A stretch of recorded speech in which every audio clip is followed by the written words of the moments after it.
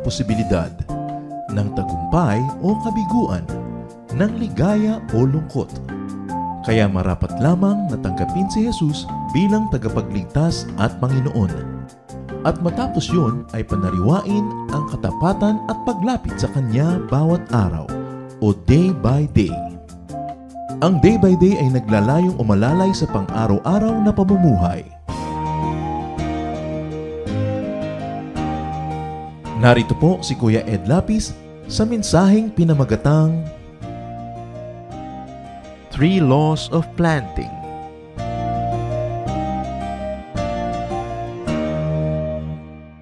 Ecclesiastes 11:4. If you worry about the weather and don't plant seeds, you won't harvest a crop.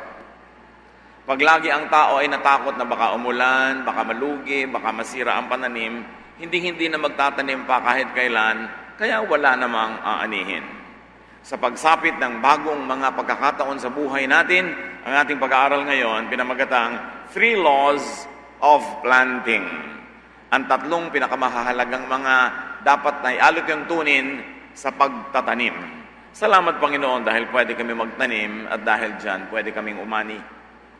Patawarin niyo nga po kami sa aming mga kasalanan, linisin ang aming mga kalooban, at ihanda ang aming puso na tumanggap ng pagtuturo at paggabay mula sa inyo. Kayo lang ang gusto namin marinig. Gamitin niyo lang inyong lingkod, ngunit kayo po ang mangaral. Lead us unto greater knowledge of you and unto a happier, more fruitful life. Father, we seek you. We thank you and honor you. In the name of Jesus, your Son, our Lord, our Savior, and friend. Marami po mga tao, laging nag-aatubili na mamuhunan, natatakot magtanim, hintay ng hintay. Many people wait to plant, they wait for the weather, they wait for their mood, they wait for too many things before planting. And because of that, a lot is wasted because time flies. And because time flies, if you don't plant while time is flying, time gets wasted. Nasasayang ang panahon. Tulad ng pagka hindi ka nagtanim sa oras ng taniman, maiiwan ka ng ulan, maiiwan ka ng magandang weather, maiiwan ka ng lahat. At pagka huli kang nagtanim, tulad ng palay, huli ka rin aani. Na kapag ani na yung iba, ikaw na lang natin na hindi pa umaani, lahat ng daga sa buong kabukiran, sa bukid mo pupunta dahil doon na lang sila may makukuhang palay, kaya wala kang maaani. Dapat nasa panahon. Sayang, ang bawat minuto, araw, oras, linggo, buwan, taon, na walang tumutubo na pwede mong pitasin pagdating ng panahon. Sayang ang paglipas ng oras na walang nadadagdag sa iyong kabuhayan, wala kang inaasahan na aanihin. Proverbs 10:5, at harvest season, it's smart to work hard, but stupid to sleep. Pagka daw anihan, matalino ang taong nagtatrabaho ng husto dahil anihan yon. Kahit wala kang bukid, makikiani ka, meron kang mapapala.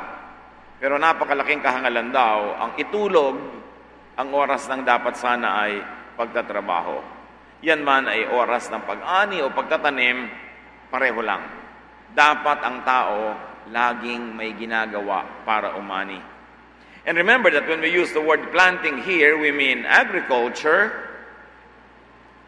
but also investing time, talent, treasure, effort, at kung ano-ano pa, investing something good for harvest in the future, or investing in something good. Lahat ng tao ay mayroong oras, may lakas, may kakayanan, at may kabuhayan, marami man o konti. Dapat lagi natin yung ginagamit na pangmuhunan. Halimbawa, kung meron ka mais, imbes kainin mo, lahat, magtira ka ng papatandain mo, papagulangin, para may maitanim ka. Pag kinain mo lahat yung mais mo ngayon, wala ka itatanim, next season, wala kang aanihin. Kailangan ng tao laging merong ipinupundar. Kasi maraming pangangailangan na darating sa buhay. At hindi ka nakakatiyak na sa oras na yung pangangailangan, ay meron ka nung kailangan mo.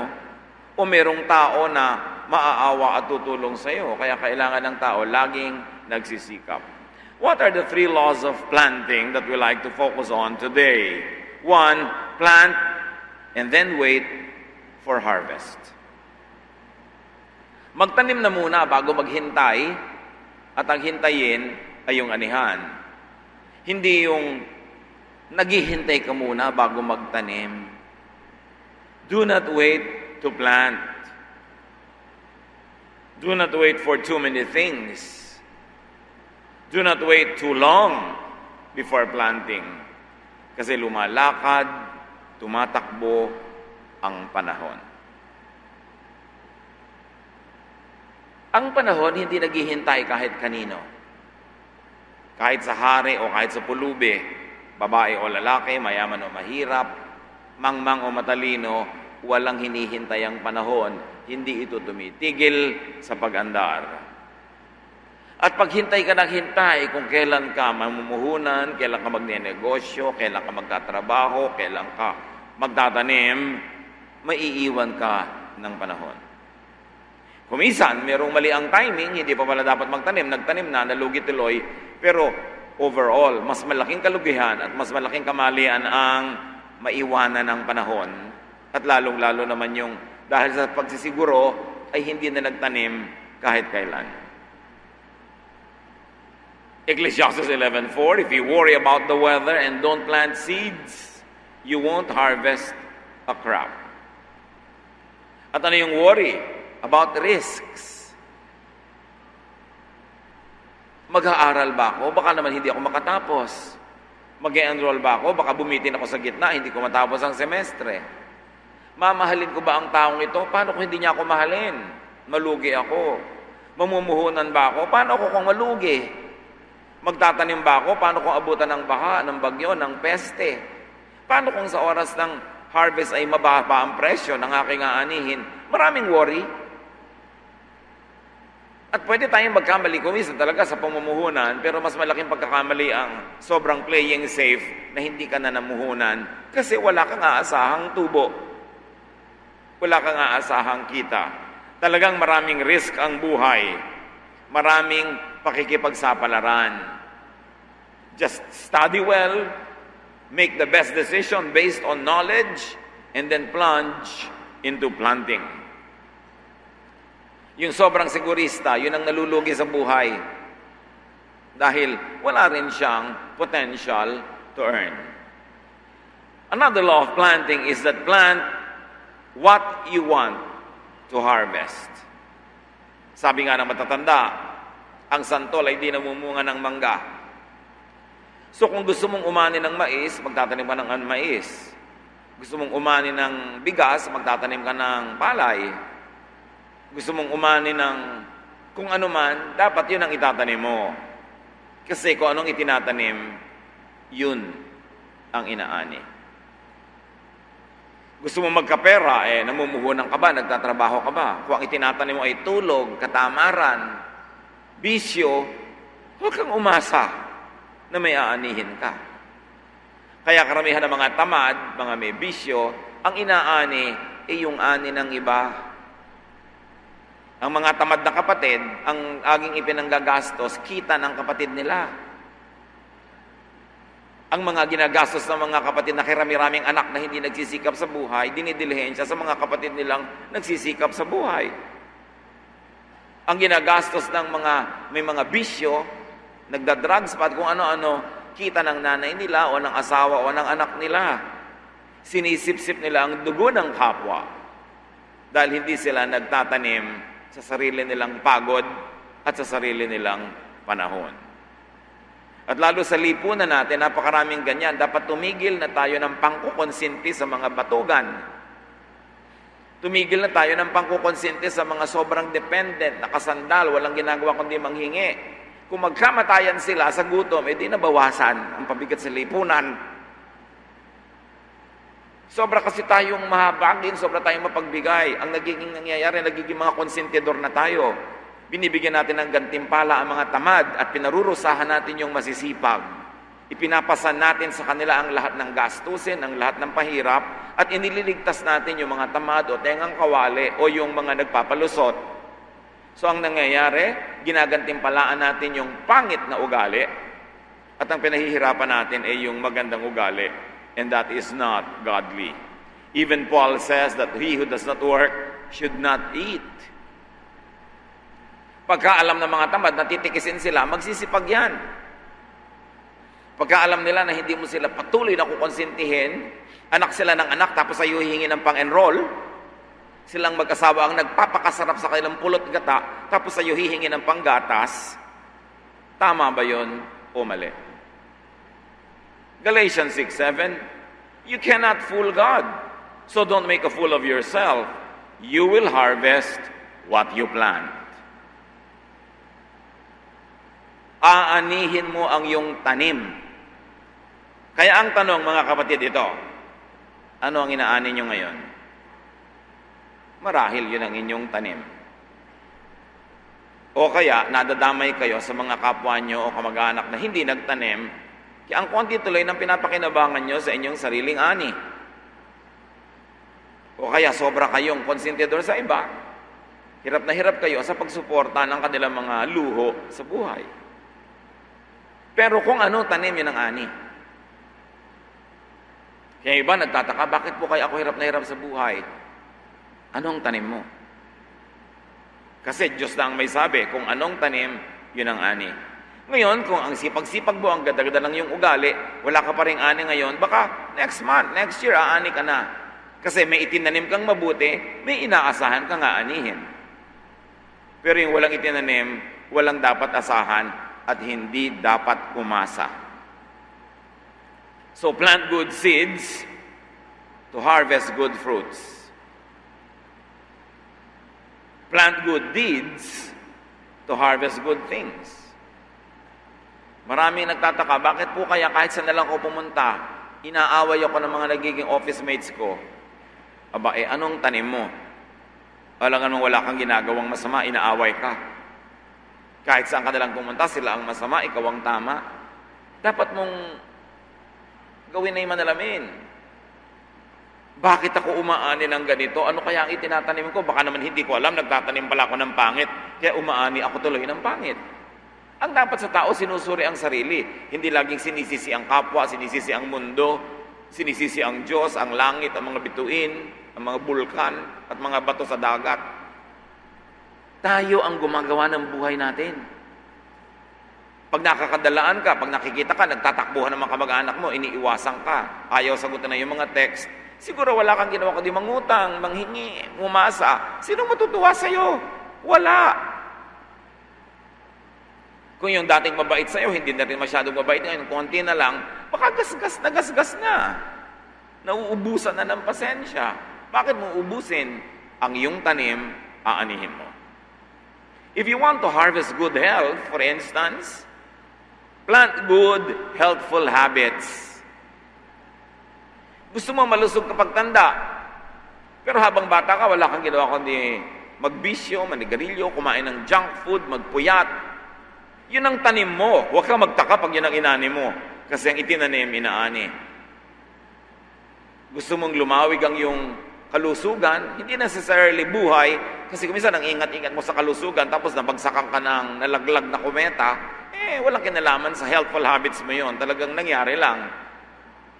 Pero kung gusto mo na maging malusog ang buhay mo, tingnan mo kung anong kinakain mo. Tingnan mo kung anong ginagawa mo sa iyong sarili, at huwag kang magtaka. Kaya lagi kong ipinapayo sa mga tao na kakausap ko, pag nasa elevator kayo o naglalakad kayo sa building na papaliko, biglang may kanto, huwag kayong mag-i-inhale. Kasi bigla kayong may nasa salubog na uubo. Wala naman dalang panyo. Idine-deposito ang plema nila sa mga dingding na mga buildings. Nag-i-inhale ka, nag-exhale siya, pumasok sa baga mo ang mikrobyo niya. Huwag kang magtaka na magkakaroon kang sakit. Lalo't kung puyat ka at mahina yung resistensya. Kaya dapat ikaw ang laging may dalang panyo dahil yung iba hindi talaga nagtatakip ng kanilang mga bibig kahit ubo ng ubo. Kailangan iniingatan mo yung sarili. Kung gusto mong healthy pagtanda, live a healthful lifestyle habang bata. Ano kinakain ng mga bata? Sa simula pa lang, puro mga formula, puro mga junk food. anong magiging kalusugan nila pagtanda. If you want to harvest income, work. Do not harvest the income of other people. Hindi yun tama. And work well. And it's not enough to work hard, you should work smart. At kung bata ka pa naman, do not retire too soon. Kahit i-retire ka ng opisina, mag-imbento ka pa ng ibang hanap buhay, ng ibang gagawin, kasi hahaba pa, hahaba ang iyong buhay, ano kakainin mo? At syempre, tatanda ka, magkakaroon ka ng mga sakit, ano yung pambibili mo ng gamot? Kaya pinaghahandaan yon.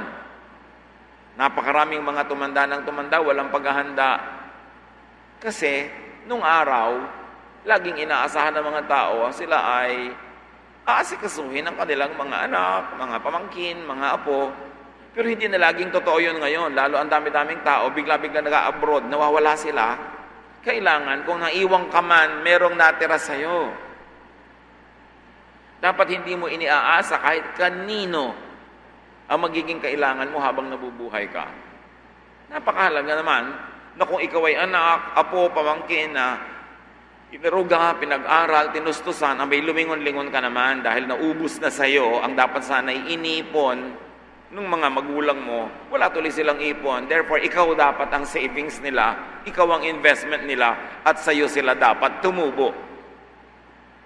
Kung naging mabuti silang magulang, mabuting lolo, lola, naging mabuting tagapag-aruga, dapat suklian mo yun, hindi mo kalimutan, kasi katulad naman nung araw, hindi naman uso sa mga magulang natin at mga lolo ang nag-iipon para sa sarili, inuubos sa anak, inuubos sa mga pamangkin, inuubos sa kani-kanino, tapos kakalimutan mo na lang.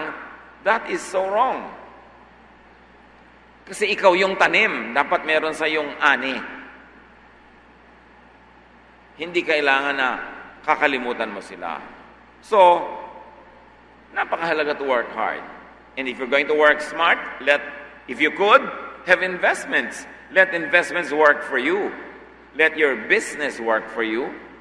At kung ikaw may mga royalties, meron ka mga pinroduce na kumikita habang natutulog ka, that is a smart way to live.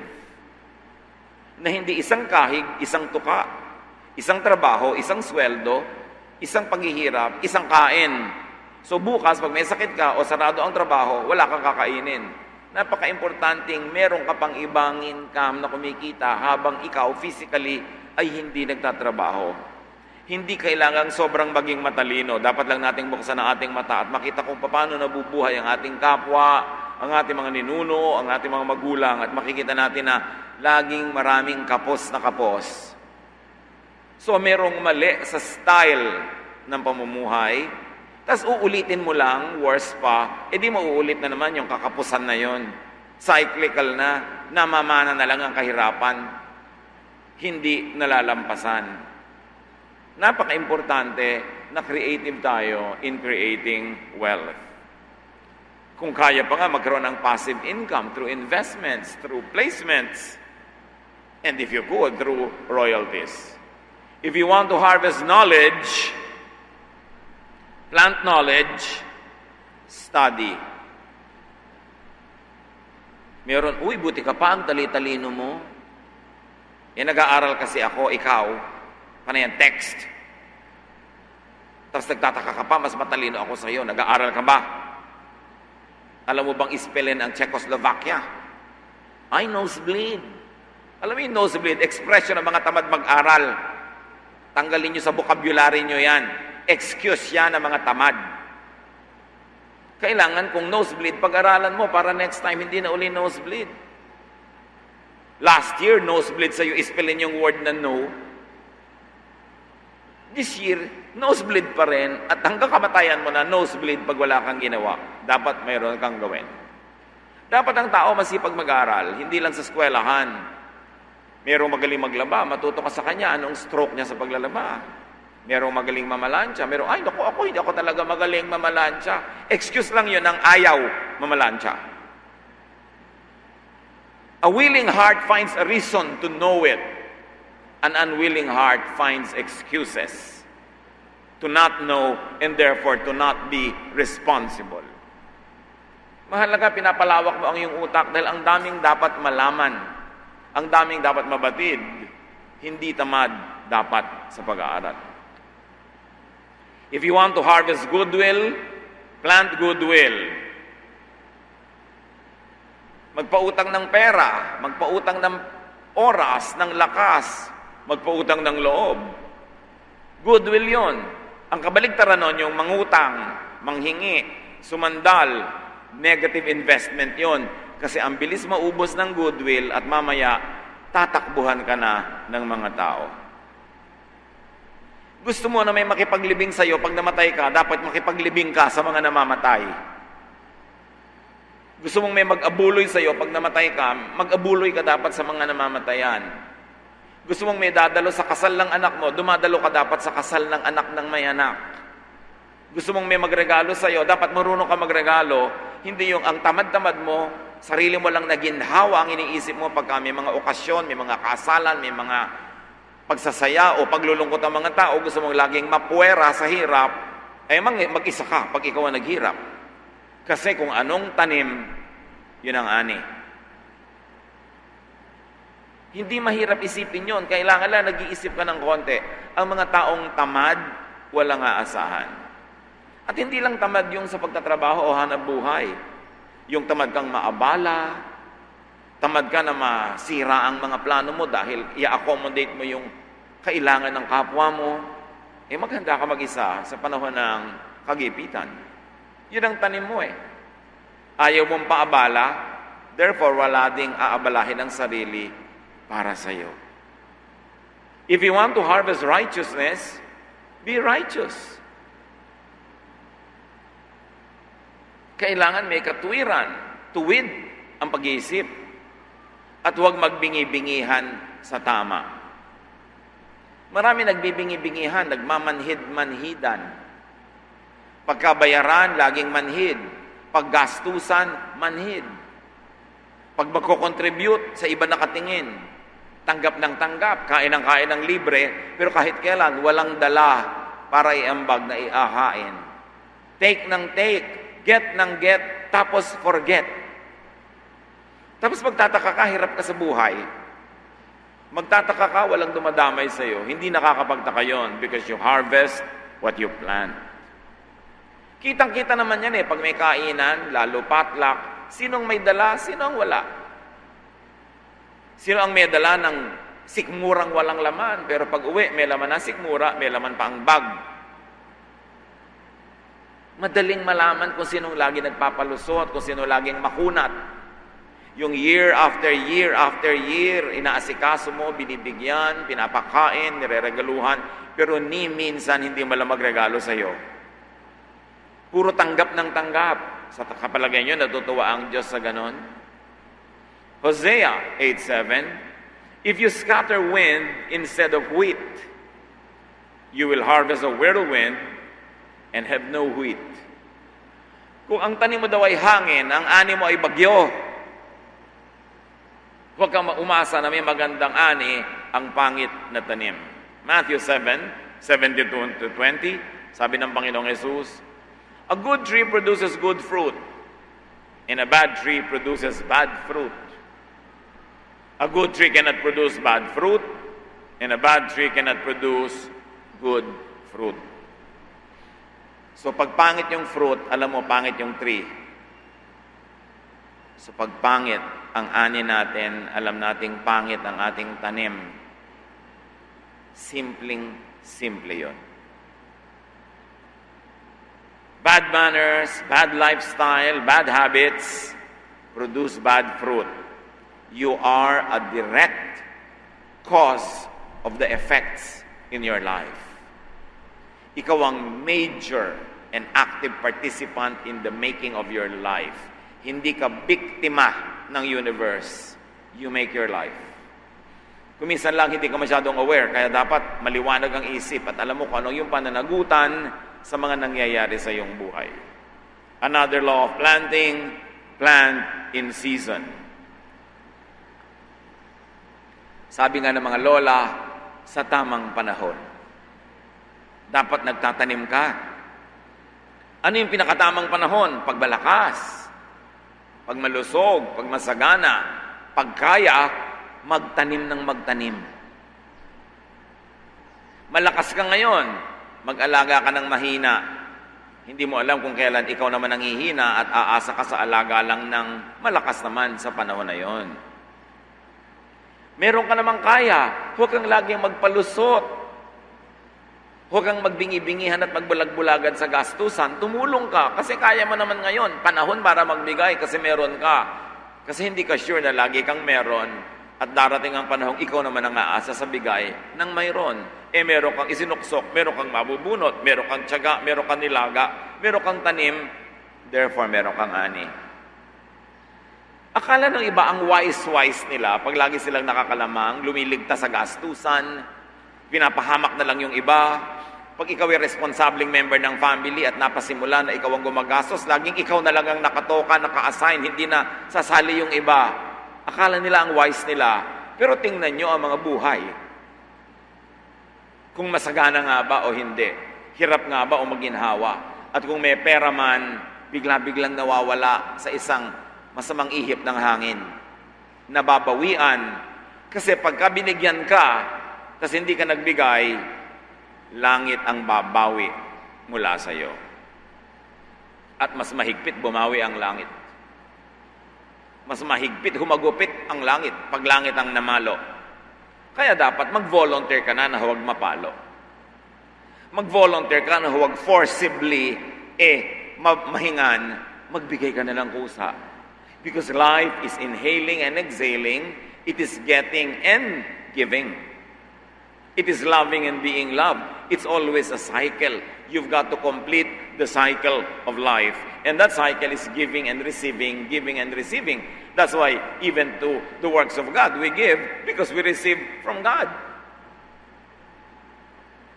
Huwag sobrang magpakawais na lalamangan mo ang kapwa, lalo na yung lalamangan mo, yung mabuti sa'yo, aabusuhin mo yung mabuti sa'yo, sa palagay mo walang Diyos na nakakaalam ng ganyang mga bagay. And God is God of justice. Pinarurusahan ang mali at ginagantimpalaan ang tama. So plant every time possible. Una, plant in season, pero kailangan kahit out of season, maghanap ka ng ibang maitatanim. At tanim ka ng tanim basta pwede, kahit anong panahon. Basta pinag-aaralan mo lang to minimize your risks. Meron kang calculated risks. John 9:4, sabi ni Jesus, as long as it is day, we must do what the one who sent me wants me to do. When night comes, no one can work. Habang kaya mo at pwede, magtrabaho ka, magtanim ka, kasi dumarating yung panahon na hindi pwede kahit ibigin mo.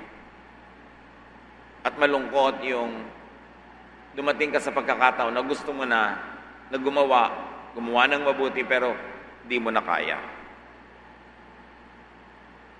Sasakmalin ka ngayon ng pagsisisi.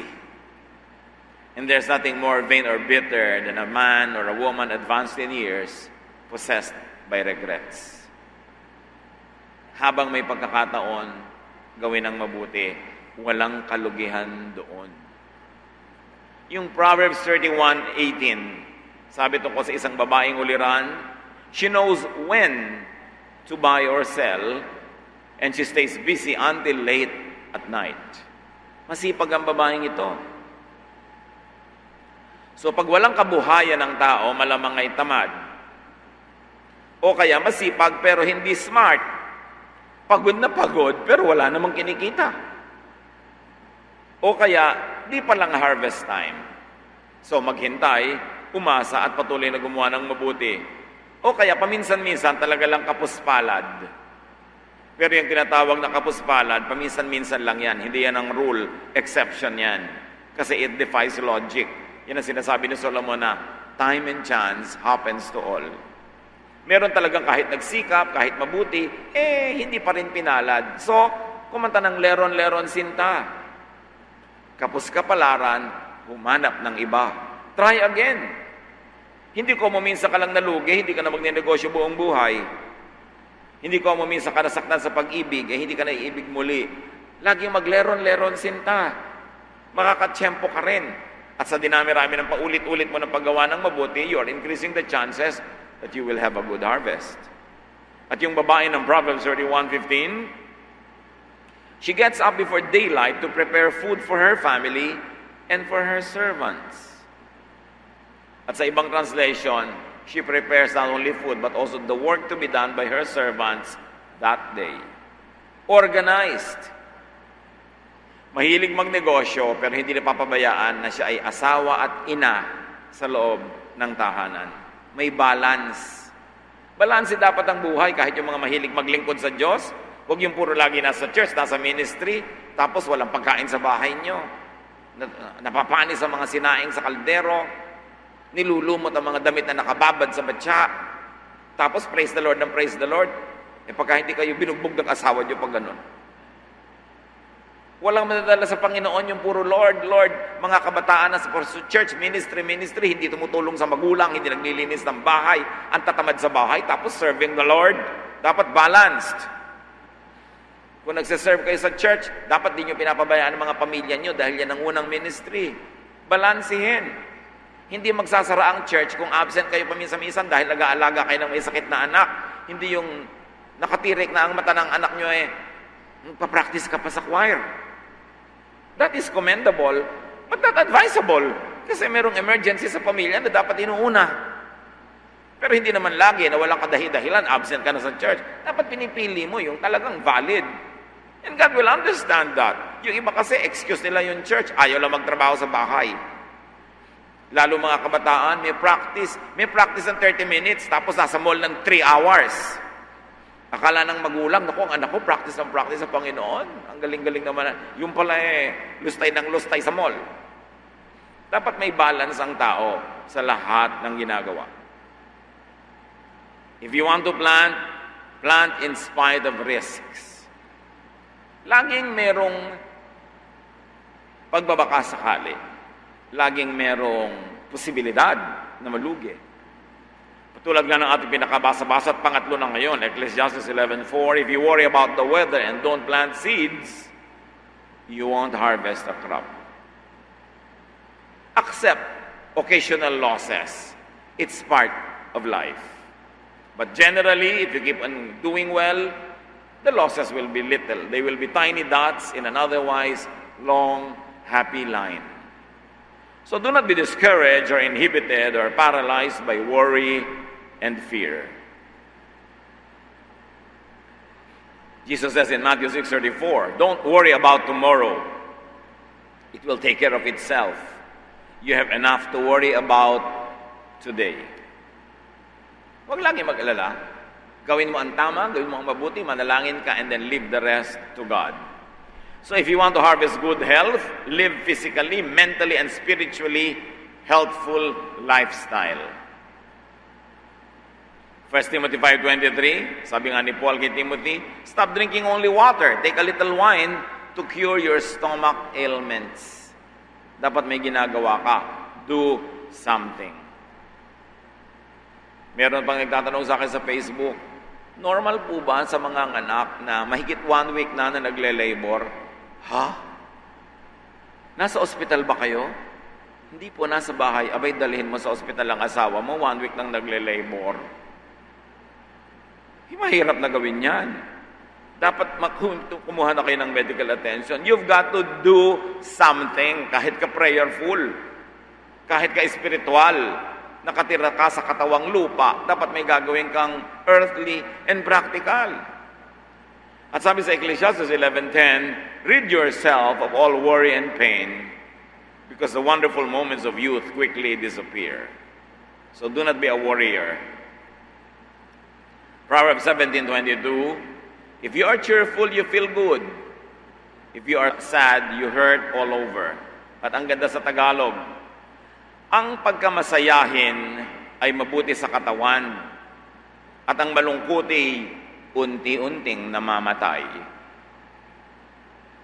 So gusto mo na lumusog ang buhay mo, pasayahin mo ang sarili mo.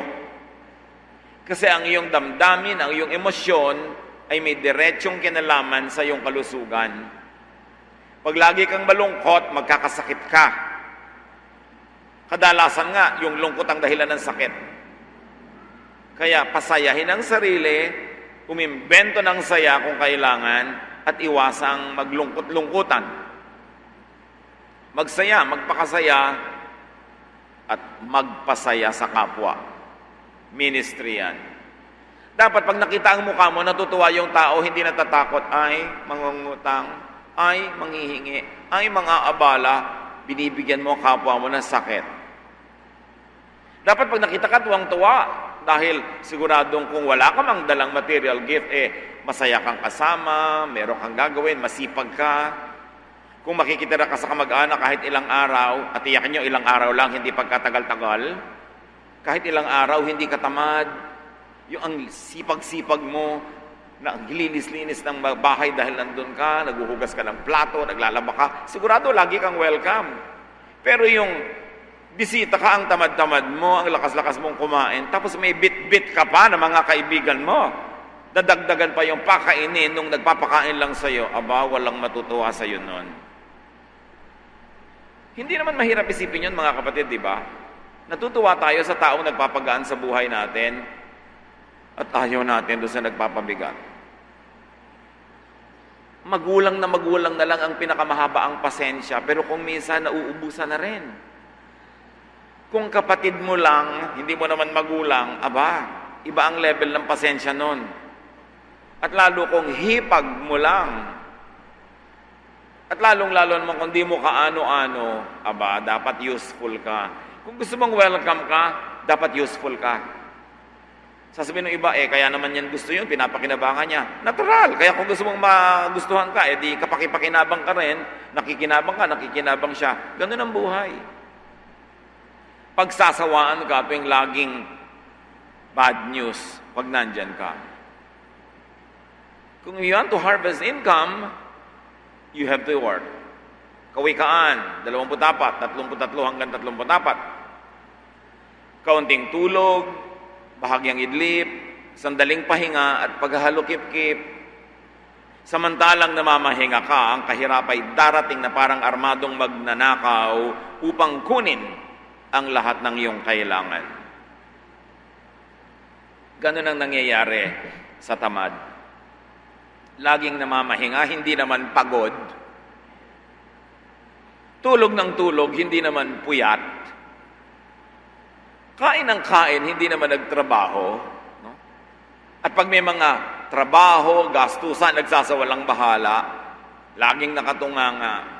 Sabi ng Bible, huwag ka magtaka kung ikaw ay dalawin ng kahirapan, kasalatan, dahil yan ang kinakawian ng mga taong tamad. If you want to harvest knowledge, keep learning, as we have said. And very importantly, learn from the wise. Kawikaan, 27, bakal ang nagpapatalim sa kapwa, bakal. At isip ang nagpapatalas sa kapwa, isipan. Pagka ikaw ay may napangasawang hindi katalinuhan, and I'm trying to use a very polite language, pagka hindi ka nag-iingat, pagdating ng araw, hindi ka na rin katalinuhan. Magkakahawahan kayo. Pag ang lagi mong kausap ay di matalino, may talino ka man nung una, mauubos din, pupurol din. Kaya, napakahalaga na namimili ka ng kausap. Namimili ka ng kasama kasi mahahawahan ka. Kaya may mga taong palabo ng palabo ang pag-iisip, papurol ng papurol, padilim ng padilim ang kaisipan dahil sa asawa, dahil sa kasama sa bahay, dahil sa kabarkada. Nakakahawa ang blank-blank. Kaya kung gusto mong tumalino, makipag-usap ka sa matatalino. Huwag kang matakot mag-nosebleed. Don't stay in your comfort zone na yun na lang alam mo forever at maginhawa ka na doon. Kaya nakakalungkot yung dating matalino, tapos after 10 years, nakita mo, ba't ano nangyari sa mentality nito?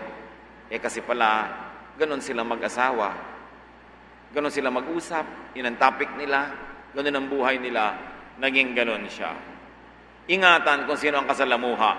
Iron sharpens iron. If you want to harvest goodwill, do good to people. Lucas 6:38, magbigay kayo at kayo'y bibigyan. Remember, nauna ang pagbibigay bago tumanggap. Magbigay kayo at kayo'y bibigyan ng Diyos.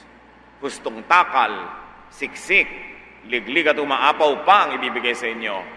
Sapagkat ang panukat na ginagamit ninyo sa iba, ay siya rin gagamiting panukat sa inyo. So kung wais ka sa iba, wais din sa iyo ang Diyos.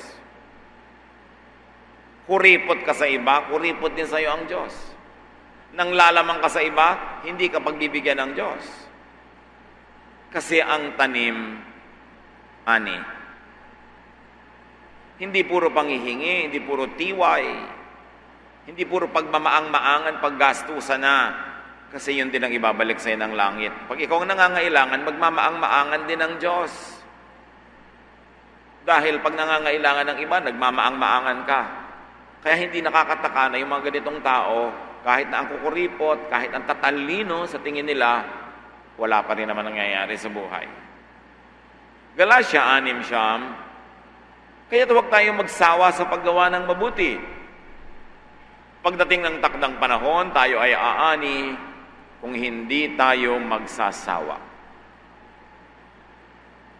Patuloy na gumawa ng mabuti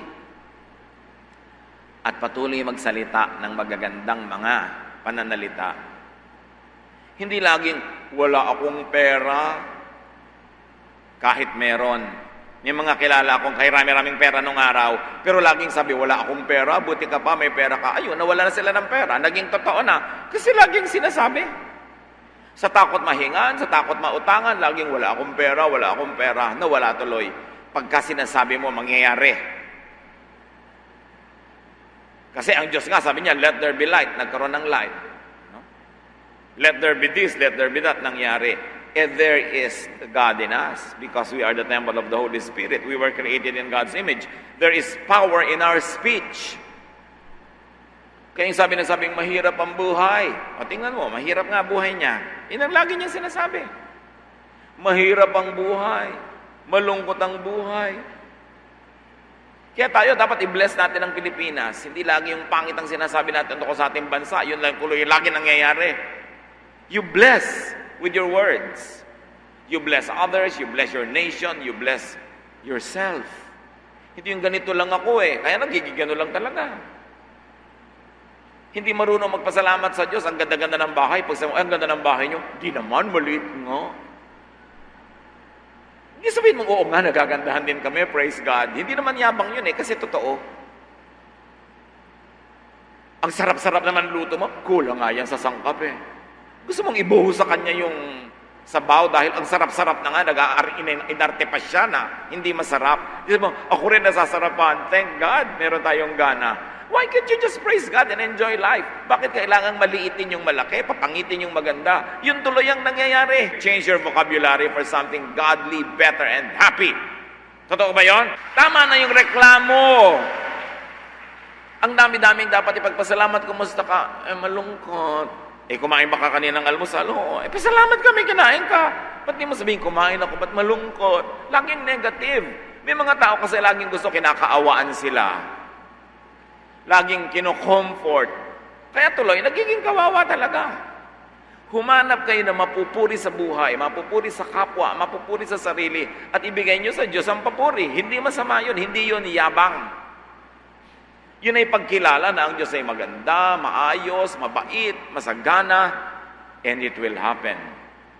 Because there's power in the spoken word. Kaya mga bata, pag sinabi mo, yung batang yan, makulit. Nadidig niya, lagi nagkukulit. Pero sabi niya, alam mo, batang yan, mabait. Nadidilig niya ng konti, ay, bumabait nga doon sa may isang gilid. Sinasabi niyo kasi. May mga magulang naman, taklis, pastor, ito mga anak ko, tigas ang ulo. Kausapin niyo nga. Kasi ko talaga, sa harap niya mo sinasabi yan. Kaya tumitigas ang ulo, hindi ka marunong mag-handle. Kailangan tama ang pag-handle. Napaka-importante mga kapatid. Ang tanim, yun ang ani. Kailan ka huling may ginawang mabuti?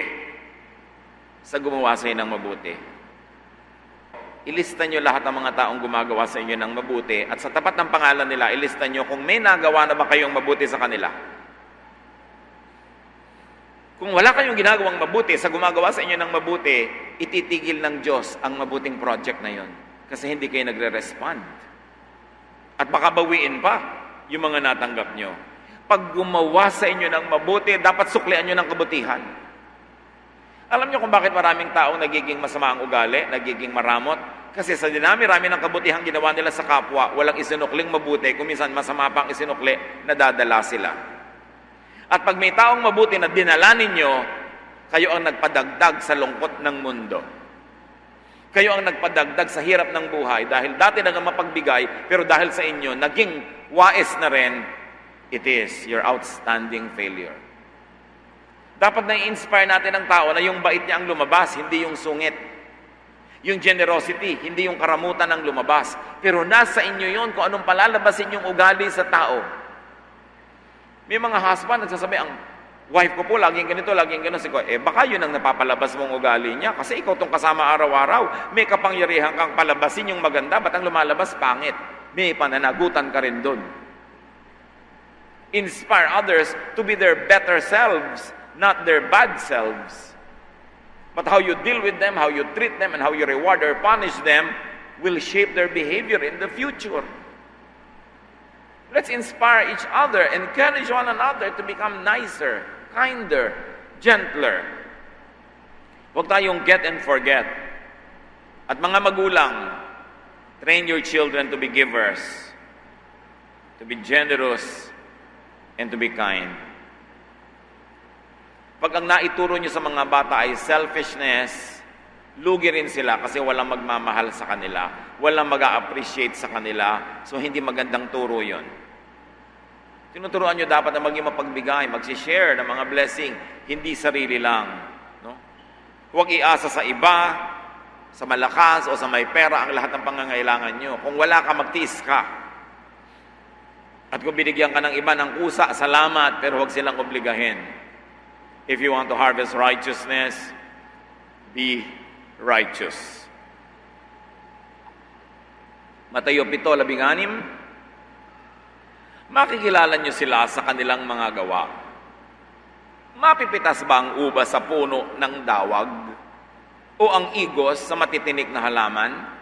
The obvious answer is no. Psalm 126:5-6, we cried as we went out to plant our seeds. Now let us celebrate as we bring in the crops. We cried on the way to plant our seeds, but we will celebrate and shout out as we bring in the crops. Mahirap magtanim. Sabi nga nung kanta, planting rice is never fun. Mahirap magtanim, pero masayang umani. Kung gusto mo ang saya ng anihan, dapat willing kang dumaan sa hirap ng taniman. Huwag kang umasa lang sa tanim ng iba. Sa Bulacan nung araw at maging sa Israel, pag nag-aani ka, nag-iiwan ka ng konti para may mahimalay, may mapulot yung mahihirap. So kung may tanim ka mga mani, magpapaharvest ka, iniiwan talaga ang konti na nandun pa sa lupa. May patanim ka ng kamote, mag-harvest ka, may iiwan ka. Para pagkatapos yung umani, yung mga maralita, manghihimalay sila, yun ang tawag. Mag-harvest sila nung tira. So nakaka-harvest din sila, may nakakain din sila. Pero ang kinukuha lang nila yung tira, hindi sila kumukuha doon sa main harvest ng may-ari. Ganon din dapat sa buhay. May mga naghirap, nagtanim, namuhunan, umaani sila. Kung bibigyan ka, doon ka lang sa paghihimalay kumuha. Hindi doon sa inani nila dahil sa paghihirap nila. It is not godly. At there is something wrong with our very politically motivated government policies. We always give to the needy, not to the deserving. Lahat ng mga politician, laging, bibigyan ko ang mga maralita. Pero wala ako narinig na nagsabing, bibigyan ko ang middle class, na siyang talagang naghihirap, nagbabayad ng buwis, nagpapakatino, nagbabayad sa mga lote nilang tinitirhan, naglilinis sa mga bakuran nila. Nobody rewards the good citizens in this country. Ang laging nililigawan nila ay yung maraming na gusto nilang i-tolerate. Gusto nila kasi mga taga-boto. Bagamat dapat naman tulungan ng mga genuine na kapuspalad, pero hindi naman dapat bigay ka ng bigay sa hindi naman nagtatrabaho. Tapos ang ibinibigay mo sa kanila yung buwis ng mga nagtatrabaho. You are rewarding sloth and you are punishing hard work. It is not a godly policy. People who harvest today cried and worked hard when they planted yesterday. So let them harvest and enjoy the fruits of their labor. Kumisan, may doktor. Sasabihin, 5 minuto lang naman akong tinignan ng doktor na yan. 500 agad ang bayad. 10 taon nag-aral yon. Kitang-kita mo yung kinita niya in 5 minutes. Hindi mo naman tinignan yung hirap niya ng 10 years. Maraming tao, hindi naman sila kasama sa hirap, pero gusto nila kasama sila sa ginhawa. Lakas-lakas kumita niyan. And therefore, dapat kang bigyan, ganon. Pero kasama ka ba nung nag-aaral siya, nung naghihirap siya at nagsasakripisyo siya para marating niya ang narating niya? Kasama ka ba doon? Tapos ngayon gusto mong kasama sa pag-harvest. Do not covet, desire wrongly, do not harvest what you did not plant. It will never work that way. Hindi ka aangat sa lupa sa ganung paraan because that would be stealing. Galatia 6:9, kaya't huwag tayong magsawa sa paggawa ng mabuti. Pagdating ng takdang panahon, tayo ay aani kung hindi tayo magsasawa. So gumawa ng mabuti. Gusto niyo mag-harvest next year, magtanim kayo ngayon ng mabuti, ng sipag, ng puhunan. Kung wala kang ani ngayon, baka wala kang tanim nun. O nagtanim ka sa walang kwentang lupa, nangyayari rin yon. So mamili next time kung saan magtatanim. O kaya nagtanim ka sa magandang lupa pero ang tanim mo ay walang kwentang buto o walang kwentang halaman. So pumili ka ng itatanim, pumili ka ng pagtataniman, but always plan. Laging may cause ang effect. At laging may effect ang cause. Your life today is an effect of causes. If you want to change the effect, change the causes. Umani sa pamamagitan ng pagtatanim. Magtanim ng mabuti. Paglipas sa mga buwan, aani ng mabuti. Ang wala pa rin itatanim, huwag umasa na may aanihin. God bless you.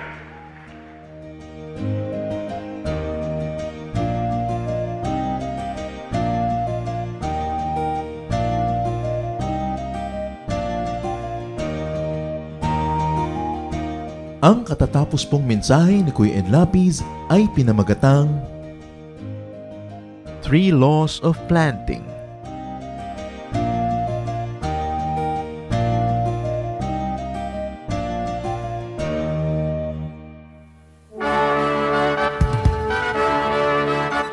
Halina't sama-samang sumamba at magdiwang sa Day by Day Jesus Celebration kasama si Kuya Ed Lapiz.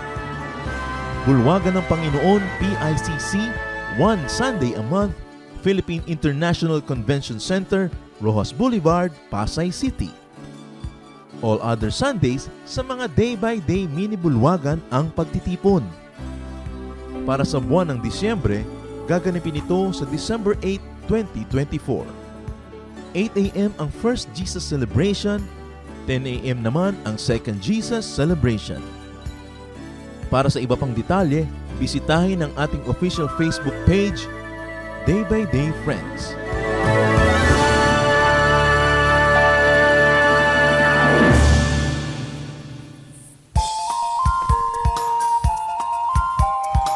Ako po si Pastor Ronnie Diaz. Inaanyayahan po namin kayo na dumalo at makisaya sa Jesus Celebration sa ating Day by Day Jesus Ministry San Pedro. Tuwing linggo, meron po tayo 2 service. Isa, 9 a.m. hanggang 10 a.m. Ang ikalawa naman po ay 10:30 a.m. hanggang 11:30 a.m.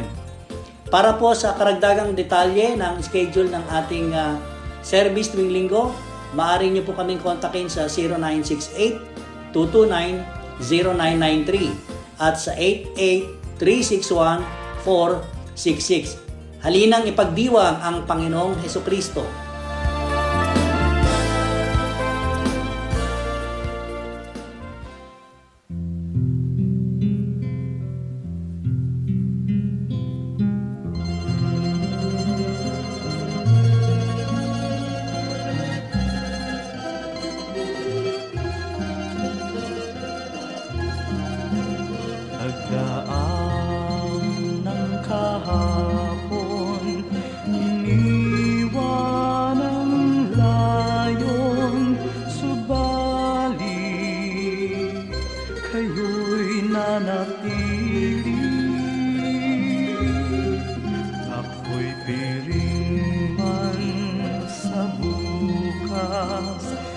sana'y lumipas panatag sa inyong kanlili.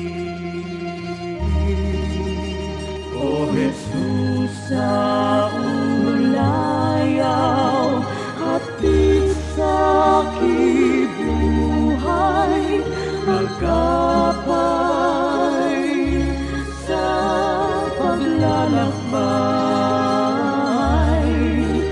Kaibigan kang tunay, dagli ang karamay, kailanman di mawawalay.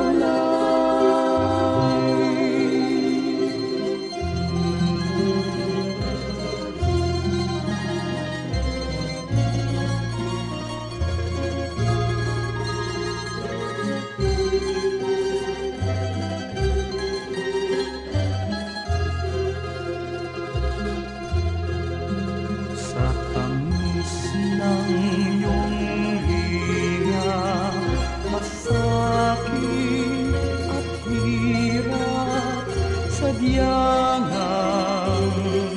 hindi mananaig. O Jesus, kaulayaw, gawin pang malinaw sa akin ang iyong pag-ibig. O Jesus, sa ulayaw, hatid sa kibuhay, agapay sa paglalakbay. Kaibigan kang tunay, dagli ang karamay, kailanman di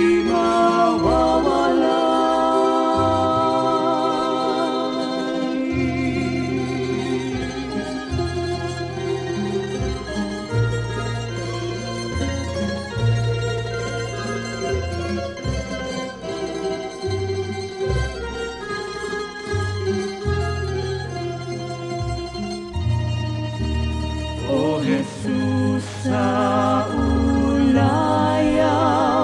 hatid sa kibuhay, sa tuwina'y lunas ka sa aking lumbay, sa pag-ibig niyong alay, nasa daldalisay ang puso ko'y humihinlay. O Jesus, sa ulayaw, hatid sa kibuhay, agapay.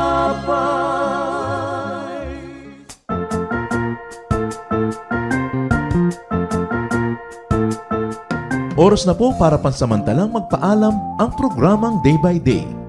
Tayo po'y magsama-sama tuwing ika-6 hanggang ika-7 ng umaga, araw-araw. Magandang umaga po at mabuhay ang Panginoong Hesus!